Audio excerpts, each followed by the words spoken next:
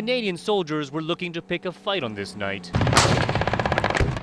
They didn't have long to wait. Caught in a Taliban ambush, soldiers returned fire. It's 2:30 a.m. right now. The convoy has just come under attack. I believe insurgents are to the left, less than 100 meters away. With insurgents advancing to a school less than 5 meters away, our rear gunner, a medic, joins the fight. We were in contact near the school. That's where all we were firing when we were back there further. Night turns into day, and the clashes continue. It was on this very battleground 30 years ago that the Soviets suffered their final defeat. A fact not lost on Canadians as they advance into a maze of mud-walled compounds. They're met with fierce resistance. There's multiple compounds that join to each other. They also have holes going through them. They're almost like foxholes or spider holes, so they can move through the compounds from the vineyards. So it's like a complex urban environment almost. In the complex environment, 2 soldiers are reported injured.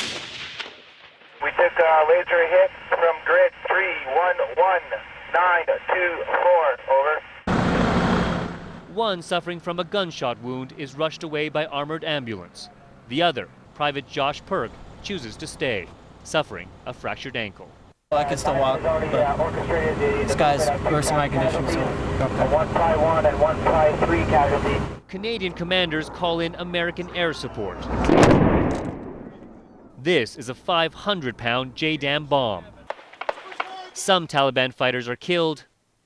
6 others, including 2 commanders, are caught. Day 2, and more air power. Still, one Canadian soldier, Corporal Tony Boneka, is shot and killed. But soldiers marshal on. This is the job we get paid for. We train for it. You know, it's like being on a hockey team. You wouldn't want to sit on the bench the whole time. So when you get the order to go, you go. Day 3, more sweeps. But this time, soldiers encounter only bloodstains from the wounded.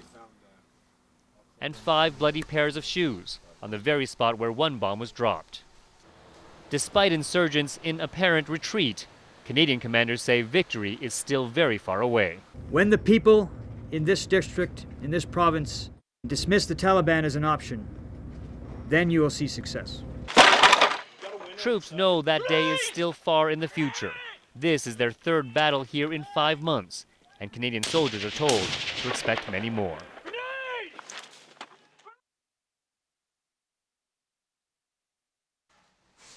You want a chirp, sir? Yes, please.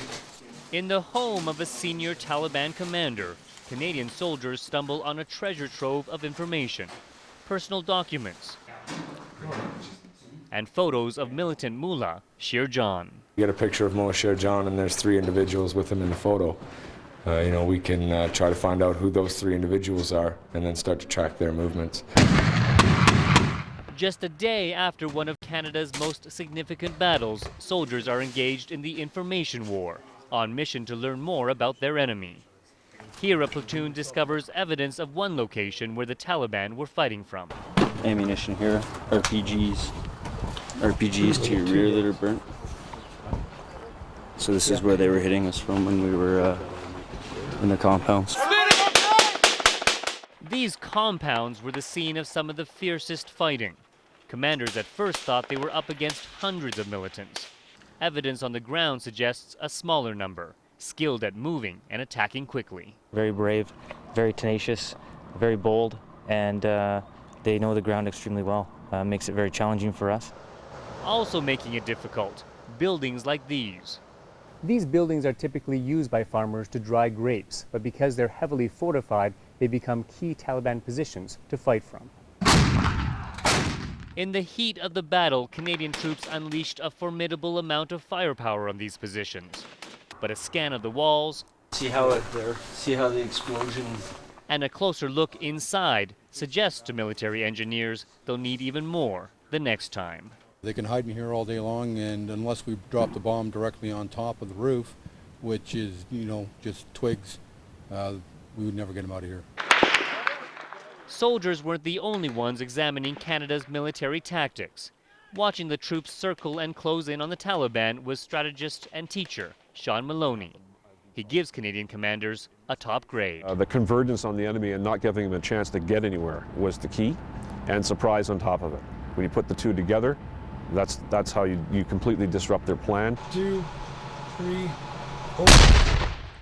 Military engineers destroy a cache of weapons. In the battle to learn more about the enemy, soldiers say this day was a success. Steve Chow, CTV News, Pashmul, Afghanistan.